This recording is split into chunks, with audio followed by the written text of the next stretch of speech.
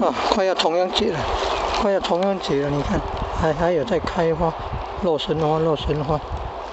哦，这个是，还有更大颗的。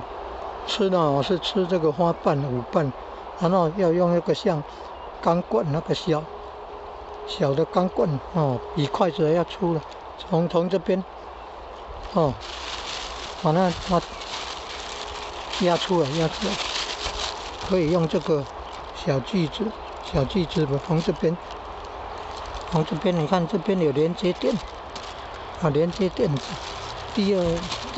那个连接点有一道环的下面，那边割下去比较好割了。哦，它这个早上开花，大概快中午了，你看有的谢掉了。你看呢，快重阳节了，洛神花只要有灌溉啊，只要土不要太干哦，你看还会开花呢。还要用那个台糖有机肥，一包现在140块，以前130块。